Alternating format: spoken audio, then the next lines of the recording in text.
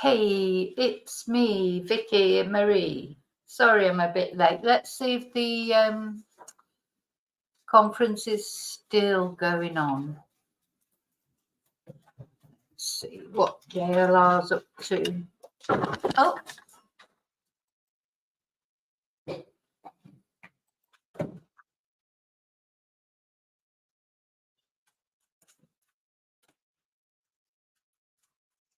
Right, still going on, so we'll catch the end of it.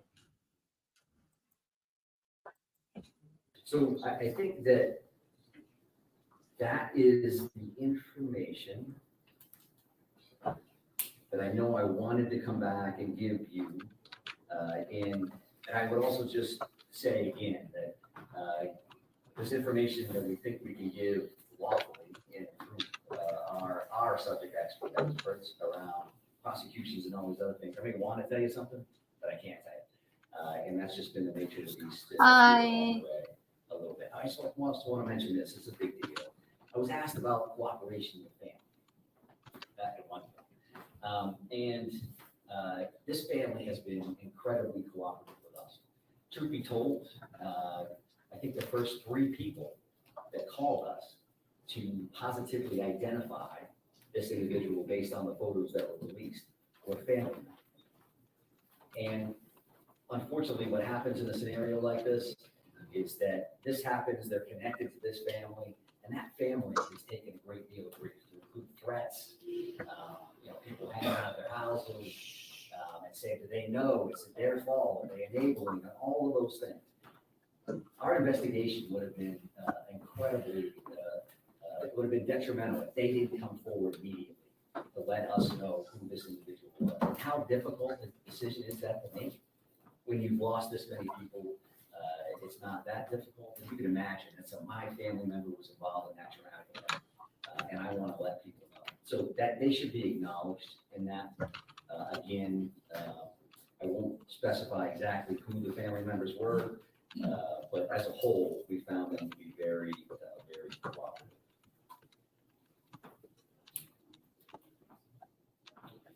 I will also state that, from an after-action perspective, you can imagine that all of the law enforcement officers, the various agencies involved, the rest of the public safety world, we will be having a number of after-action reports, lessons learned.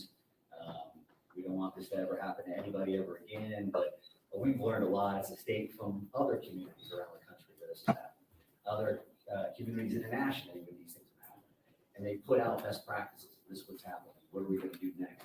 So I would expect those things to continue. None of the entities that are involved in that, certainly not the Department of Public Safety, are regulatory authorities. Like, hey, we have authority over what happened over here, and we're going to act on that. So there's a time and place for all of those things, to include that mental health system, there's a military component, all those different things, which has their own networks to regulate and make sure that they're checking their own processes. And I think that's rightfully so. So I think what I want to make sure I do, and I want to make sure we switch that screen back over to that victim screen to make sure that we all remember why we're here and why we do the work that we do. And I also want to state that because I think when we leave here today, I'm not expecting future briefings or anything else. And I don't want to leave our partners out of this. I've discussed them every time we've talked. But if you talk about Chief McGee and the Lisbon Police Department, all the work that they've done, the strong focus on Lisbon kind of morphed over to, or Lewiston, and kind of morphed over to Lisbon with the finding of the vehicle. But Chief McGee and his team and his community have really, really stepped up across the board. And they deserve a lot of credit as a strong partner in this entire thing. And the New Hampshire State Police, I can't tell you, I mean, that helicopter was pulling over us very, very quickly. And there is New Hampshire State Police, attachment teams, detectives, command staff members that came to us immediately, across the board. From our federal partnerships, what happens in these is that everybody's got incredibly long titles that are accurate and mean a whole lot. But when you talk about ATF, you talk about HSI, you talk about DEA, you talk about the FBI, you talk about, we're down to first aid vehicles, right? So you talk about Kevin, you talk about Jim, you talk about Mike, at HSI, Joey. That's who we are now, right? And it's going to be valuable in the future to have that first name basis in case something else happens, across the board. And certainly, the Maine State Police as the lead major crimes and investigators on the scenario have been at the forefront of this since the very beginning. And whether we have our elected officials here from various communities, we have IFW, our Commissioner Chief Camuso is here. Let's not forget that hunting is open today. I want to make sure that we discuss that for sure. And I guess I would just close on that. The acknowledgement again of Chief St. Pierre and the work that him and his team have done. They've made their community proud. They made state Maine proud, and we're lucky to have them as part of the Department of Public Safety. So with that in mind, I'm going to try to do some Q&A. We'll see how this goes. I wrote myself a note. I'm supposed to repeat the question before I answer it. Nobody can hear it. So right here, man. Yes, we talked about the victims who were killed. What about the victims who were injured? What's their current condition, and can you identify anything? I can't identify any of the victims at this point. My understanding is the last update that I received, there was 3 people in critical care, and I don't have any more specifics reference to the remaining 10 in that scenario. And as you might imagine, these individuals passed away because of this crime, and these other folks have to live with the rest of their lives. So I'm not sure that they want to be identified in a sense. We've had victims' families with media members and others parked across the street. They feel nervous, they feel scared. So we're not in a position that we're going to identify them. Sir, right here? Yeah. Based on what you've learned so far, why did the suspect target bowling alley and the bar? I would say that the mental health aspect of this, there's a piece of that where there's paranoia, there's a conspiracy theorist piece that I think what I've read and what I've seen is that the individual felt like people were talking about him. It may even appear that there were some voices in play here. And we don't believe that any of that is accurate. And I think that led him specifically back to those 2 specific locations. And it also led us to where's he going next? He used to work here, he used to be there, and what's that going to ultimately look like? So I think that's right. Commissioner, go back to the cycle. What was the suspect's connection to that facility? Was he a former employee? There was an employment relationship there at some point. I don't know if he was currently employed or not. And I don't think I'm in a position to answer that. I would kind of lean towards the business owner, and he's been part of this very forthcoming that got us back to that location to check. But I don't want to speak on his behalf of exactly where Mr. Carr, what his status was. I don't know that yet, and I think that comes down to the autopsy in many ways. They say, he passed away of this, cause of manner of death, and then they'll be able to give a range of some sort of how long he's been passed away, but I don't know how exactly. So, did you have a question? That was the one. All right. Can you more details on the discovery of the body? If there's apparent some sort of gunshot wound, the condition of the body when you found it, the actual discovery of finding them in that trailer? Yeah, sure. So, from a discovery standpoint of the status of the body itself, when you're talking about a few days, there's not a great deal of decomposition in that time frame. So it was a self-inflicted gunshot wound. I will tell you, there was a couple of firearms found at the scene. I won't be able to tell you exactly what that was. The one picture that I saw looked like he had the same sweatshirt on that he had, the picture that we put out at the bowling alley, that's appeared to be the sweatshirt that he was wearing at that time.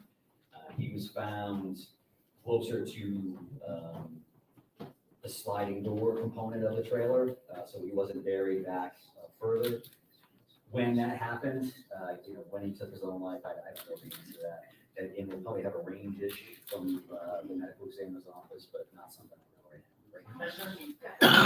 Help us understand anything that you know about his weakness, how you're able to evade so many law enforcement partners for the Yeah, super question, right? So again, a bit of an anomaly from the scenario, right? You have 2 locations. He escaped both, parks his car someplace else. I want that picture to stay up there, but if you look at that Google map, from the Lisbon the Lisbon location, but I'm gonna screw up the boat launch terminology again. What is that? It's the Spanish River Bridge, Mill Grant, Paper Mill Trail. So that trail actually runs from that boat launch all the way along the Androscoggin River, and you can see it on that Google map. So that comes all the way down along the river, and then that overflow parking lot is there, again, next to a business that he's familiar with as well. So there is a natural connection. Is that planned? Is that not planned? Is that a location of convenience? Okay, I think he's more or less, that's as much as information that we're going to get from that press conference. Still not loads of information, is it really, that he's giving out? I expect it's a work in progress sort of.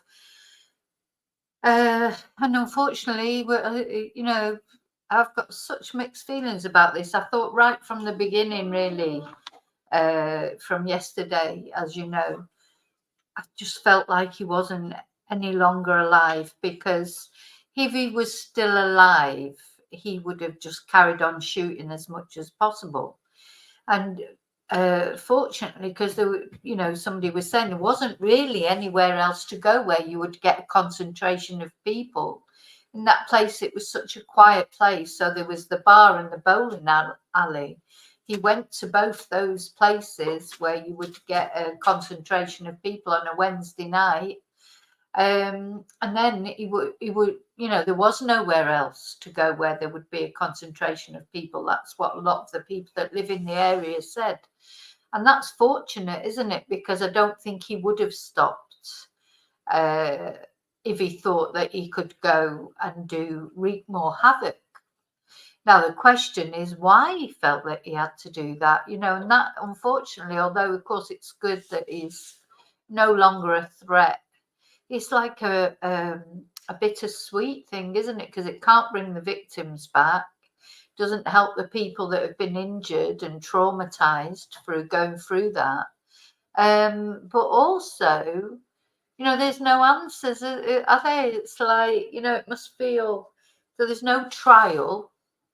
There won't be a trial, and at least in a trial, after the trial, the victims get a chance, or the victims' families and the victims that were injured, they get a chance to give their victim impact statements. They get some sort of, you know, but now he's sort of taken himself off to a place where nobody can reach him. He can't, you know, I'm sure he is accounting for it. I certainly hope so. You know, in the next world, you have to hope that he is accounting for it in some way. But that doesn't help the people that are here in this world that have got to now just start dealing with this. So the good thing is that the people that live in that area, they can now come out of the house and, you know, feel safe because he's no longer around. It's a strange thing, isn't it? It's like what they were, I don't know how much you did hear of the press conference, but basically I think the most thing that came out of that press conference was that they found him in this trailer at the back of the recycling plant, which they think he used to work there at some point. But the guy there, the police chief, he didn't have an answer as to whether he was still working there or when he finished working there, or, you know, there's no real you know, didn't seem to have all the information yet, and it's probably still early days. There's a lot to come out. But what we did gather from that is that they had already searched it twice. You know, they had this search area. They'd already searched that trailer twice. The area twice. And then the guy that owns the industrial park, the recycling plant, actually then said to them, well, which trailers have you searched? And do you know that there's not only those trailers, there's those trailers over there, etc. So they went back after searching twice. They went back, searched again, and found him right at the back of the trailer. So we don't know why he decided to do it there, why he didn't go home to do it, why he didn't just do it in the woods. We don't know what he did it with, because apparently they did find a gun in his car and his mobile they found in his car, which he'd abandoned at the boatyard, hadn't he, at the dock, which is why they were searching the river, because they thought he might have been in the river. But yeah, that's it. So gosh, what happened to him that morning that he woke up and thought, right, today's the day I'm going to do this? He'd obviously been thinking about it for a long time, you know, because these are the other questions, aren't they, that are going to be asked. He was in a mental health facility for 2 weeks over the summer. He'd reported that he was hearing voices. He had said to somebody that he was thinking of shooting up a facility. You know, you could not say there were no signs here. This was not something that came out of the blue. There were signs, and, you know, it'd be interesting to see as time goes on, you know, what comes out of it. Will there be any lessons to be learned here? I just honestly don't know, because even the guns and things like that, because this guy would have had a gun, you know, he was a firearms instructor. So, you know, he wasn't someone who just discriminately had a gun. He had the right to have a gun because he was a firearms instructor. He was an army reservist.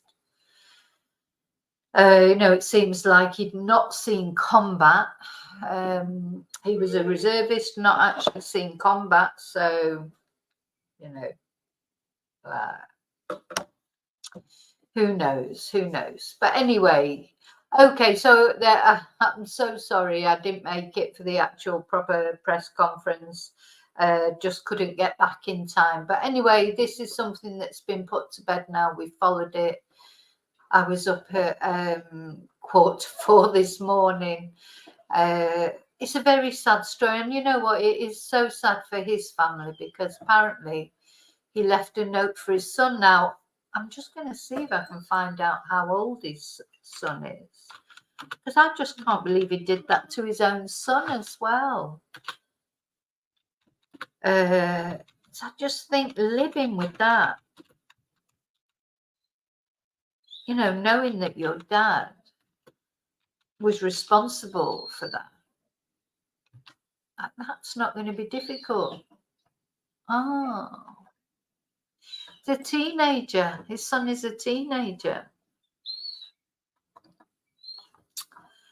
How awful. How awful. So they were in hiding. So Robert Card's ex-wife and teenage son were in hiding as the manhunt continued before he was found dead. So he's the father of an 18-year-old son, Colby, from his marriage in 2005 to Cara Lamb.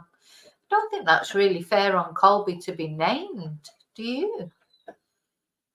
Anyway, they married in 2005 and they divorced 2 years later. So that was a very short-lived marriage. And they were understood to be laying low while he was on the loose. I expect they'll come out and talk eventually. And then there's other reports that he may have been trying to locate another ex during this rampage at the restaurant. So his sister told Robert Card's sister, let's just have a look. I'll share this with you. So Robert Card's sister, no, it's the dog making a funny noise. That it's not a budgie.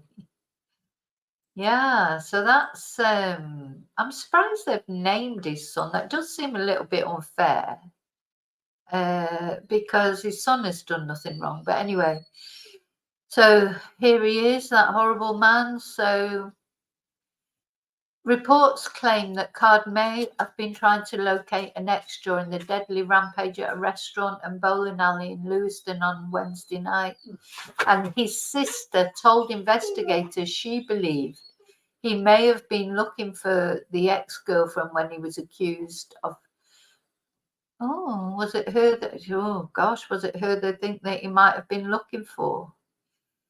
Anyway, it's unclear if Card's sister was referring to Lamb or a more recent ex. So we don't know, do we? We don't know the full story. But other members of his family acknowledged he'd been struggling with his mental health in recent months and thought he was hearing voices. So records show that Card and Lamb were married in Brunswick on the 1st of October 2005 and jointly filed for divorce, citing irreconcilable differences in 2007. Now, an amended version of the divorce agreement in 2013 included a requirement that stated, "It is further ordered that all guns in either party's home shall be under lock and key, during which time they are not being used." He represented himself through the proceedings, which lasted several years. He described himself as self-employed, and he was ordered to pay $74 a week for child support. So his son, now a legal adult, was reportedly the intended recipient of a mystery note. Yeah, we still don't know the content of that note. That investigators discovered on Thursday while executing a warrant at Card's unkempt home in Bowdoin, according to ABC. So this is his ex-wife, Cara Lamb, and she has a teenage son to protect. So the note gave information and instruction to others about where things could be found and disposed of. And it also suggested that when it was found or read, that Card would no longer be alive. I really felt that he was dead the other day, but it's when they did that second press interview and they didn't seem to know much more. I wasn't sure then, but yeah, I did feel it right from the beginning. He's just gone and done that for whatever reason in his tortured mind, and then why did he not just do that? Why did he not just take himself away, delete himself? He had a weapon. Obviously he's having mental health issues. He's hearing voices. It was probably driving him mad. I'm not taking away from the how horrible it is when people have these mental issues, but why not just delete himself? Why go and kill all those other people? Anyway, Maine officials would not be drawn on a potential motive, but they said they're looking into his mental health. Now, in that press conference just now, the guy did say that he thought it was thought that he might have thought people were talking about him. Paranoia could have been involved, but obviously there's much more to come in this. Yeah. Oh, here's his son now. See, that's not really fair, I don't think. So this is his ex-wife. This is his son, and now he I suppose because his son's an adult, he's not being protected, is he? Because his photograph is right there. I don't think that's right, because his son, he might not be a child, but he is a young adult. So, hi, Rio. Yeah, so there you go. It's a very sad end to a very sad story, but at least it's over. So, the whistling. That's not what that is, that whistling that you thought was whistling. It's the German Shepherd dog. She's got a great big sort of ball that she's playing with, and it's like one of those that, because she destroys everything normally. She wrecks every single toy that comes into house. But this particular one, it was a really good buy because we've had it a couple of years and it must be especially tough. So what she does is she just chews it, and she makes a weird noise as she's chewing it. That's what that was. It wasn't whistling. Okay, so I hope you're all having a nice day. I missed the beginning of the press conference. But anyway, this is the end of this story. Well, there'll be more information comes out as time goes on.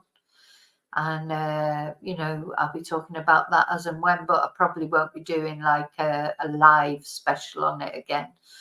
I still haven't quite recovered from getting up at 3:45 in the morning to cover the press conference this morning. I suppose, you know, there will be other times that I'm looking forward to the day I'm really looking forward to, even though it will mean me getting up at probably 3:45 in the morning again, is the day that Rachel Morin's murderer is arrested. It's still no news, and in fact, I'm just going to have a look now. I'm sure there isn't, because people, you know, YouTube people that I follow, like JLR, etc., many more, they would have all been right on it as soon as there is any news. But yeah, doesn't seem to be. Oh, we've got an interview with a mum. Let's have a look at an interview with Rachel. Oh, not available in your region. Let's try another one. Might come up on something else. Right. So this, I think, is an interview with Rachel's mum from a day ago. Let's put the sound up. In and outside of Maryland, this case summer, and despite having video of a potential suspect and investigators conducting several interviews in and outside of Maryland, this case remains unsolved. Rachel's family desperate for some sort of information that will lead to the killer. New at 11, we are hearing from Rachel's mother. Jessica Albert sat down with her. She pleads for the public to use prayer to bring the killer to justice. Photo by photo. She was a sweetheart. Oh my gosh, just love this girl. Patty Morin is remembering her daughter, Rachel. Oh, so this is Rachel's mum talking about Rachel and asking for prayers. Definitely need this case. I cannot believe that this guy has not been caught yet. It's incredible. He must have left the country, surely. This is probably the worst thing that a mother can experience. Rachel was murdered on August 5th after going for a walk on the Monpaw Trail in Bel Air. Her body was discovered the next day. It's like part of you is dying or has died. It's really very devastating. Over the last couple months, Patty has been channeling her grief into a mission, finding Rachel's killer. Why did you want to open up about Rachel today and speak with us? I don't want her to be forgotten. Rachel's mysterious murder has gained international attention. However, detectives still don't know the killer's identity, despite getting a huge break in the case early on. This surveillance video. Investigators believe the man seen in it could be Rachel's killer. It was taken from the scene of a home invasion and assault in Los Angeles in March. Detectives say DNA from this crime scene matches DNA found at Rachel's. The Harford County Sheriff says the suspect could be anywhere at this point and could kill again. We don't know if our community is really safe. And so I want this person caught. I don't. Yeah, I mean, that shooter, obviously that was, you know, similar thing, but at least they knew it was that area. This guy could literally be anywhere because he's, you know, there's the DNA that they found in Baltimore, the DNA that they found, you know, right over the other side of America. This guy literally, he's a shadow, isn't he? He's like a ghost. He could be anywhere. He could have gone over the border. He could have left the country. In a way, he must have done. Surely he cannot still be in that country. And nobody, and $30,000 the reward is. How scared do people have to be to not want $30,000 reward? How scared do they have to be of him or of speaking up about him? You know, I don't want this to happen to anybody else. Rachel was known for her spirit. Rachel was this feisty little bugger. And I do mean that in the kindest way. Rachel was one of 6 kids and had 5 children of her own. They're now living with their fathers. She owned a cleaning company, working around the clock to support her family. Rachel also loved to exercise. So the trail is somewhere that she would go all the time. We actually lived a block away from the trail for over 10 years when they were younger. And as a family, we would go there every day. I always told Rachel, never go on the trail alone. Even though it's safe, just don't do that. With the search for Rachel's killer stretching into its 3rd month, Patty is concerned. Do you feel like it's getting close? 3 months. 3 months this search has gone on. Good.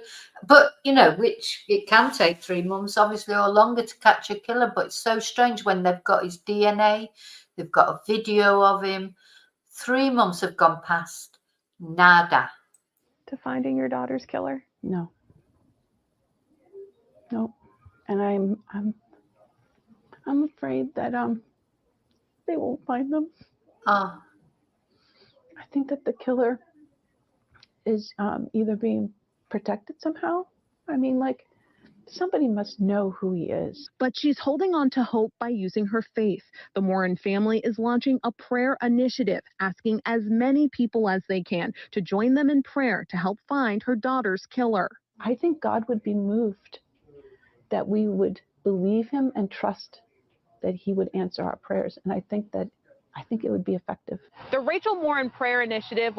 the thing is, it's true in a way. I believe in the power of prayer, but unfortunately, it needs more than God. It needs somebody with a conscience. Somebody knows this man, somebody, and there's somebody who either hasn't got a conscience or is too scared, who people don't want to come forward for some reason. Somebody knows exactly who this man is.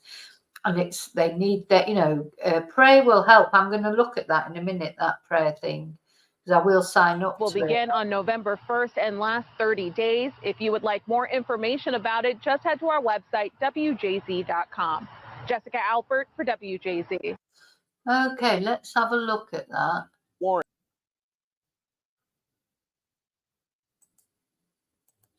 So what is it? The Rachel Morin prayer or something like that was called.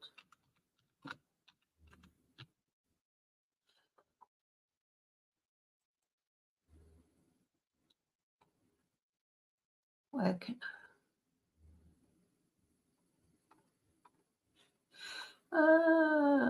it's a Facebook event, I think. Okay, I'm going to share this with you.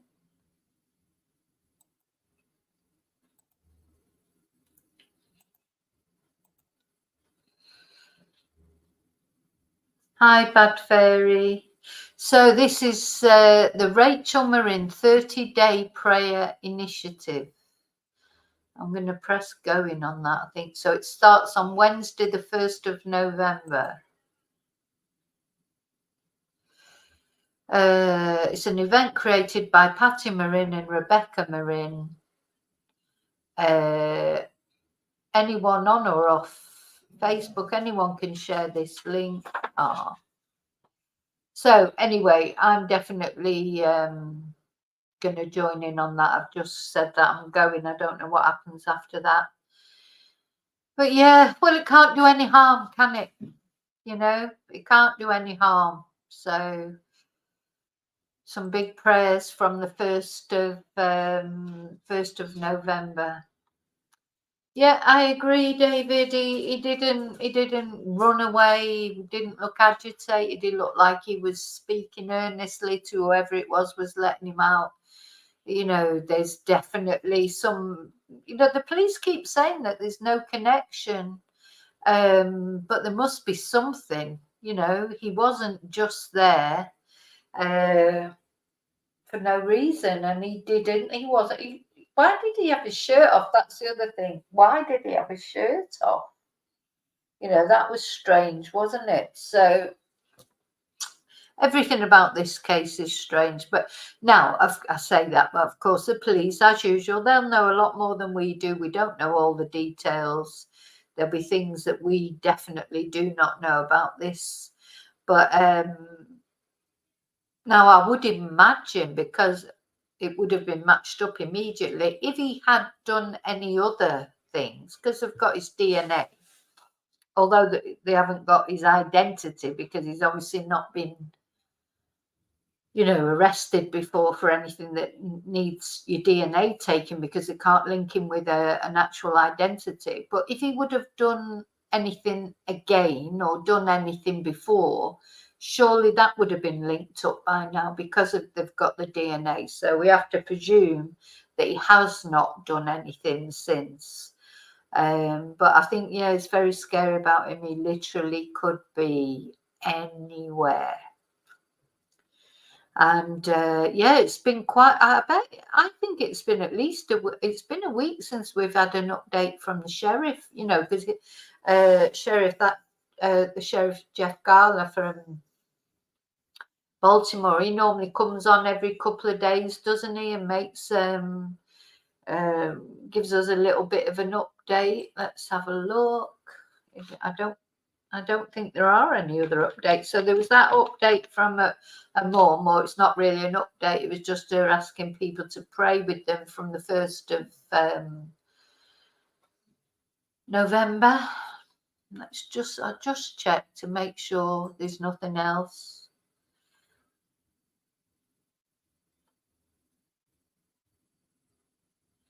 Nope.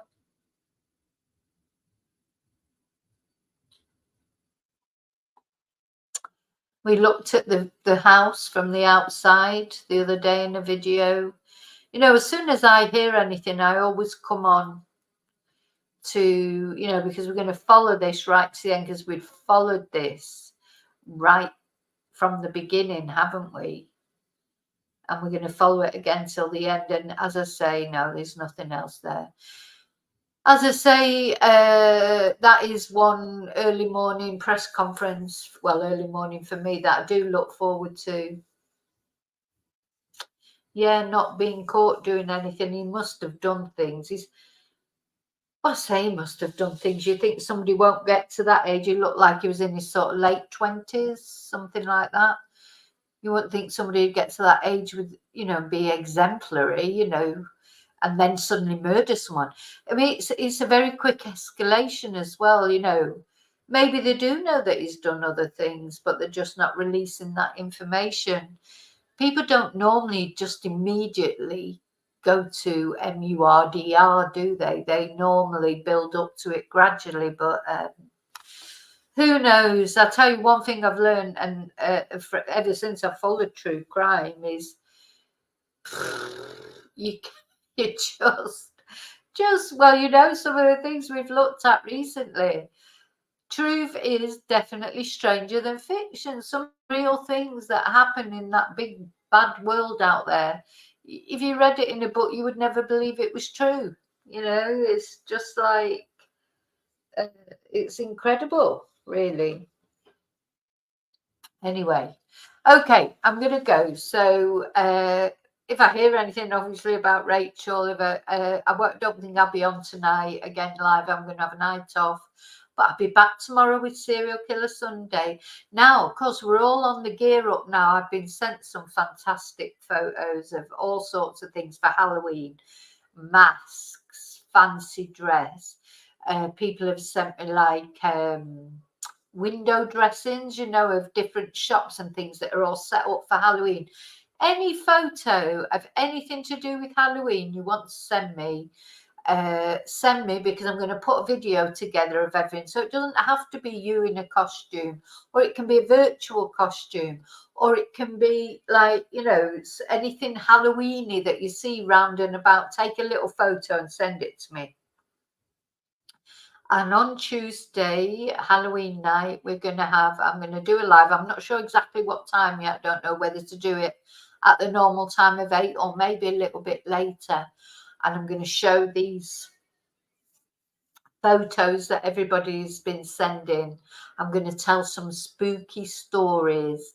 Now, I don't think I'll do true crime, because I think that's I haven't decided yet, but I'll be telling definitely spooky ghost stories, things like that. Be a bit of fun, hopefully. You know, I want it to be a bit of fun.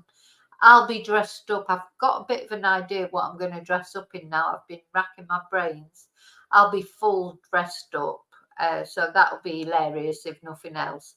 And we'll just, you know, we'll have, it's a public live. It's not just members. So lots of people, even not members, have sent me photos and things. And I'll put together a video and we'll just have a bit of a laugh. It's Halloween, and then the next day, on the 1st of November, this is when this prayer initiative starts for Rachel. So I will definitely be doing that. I might try and do it.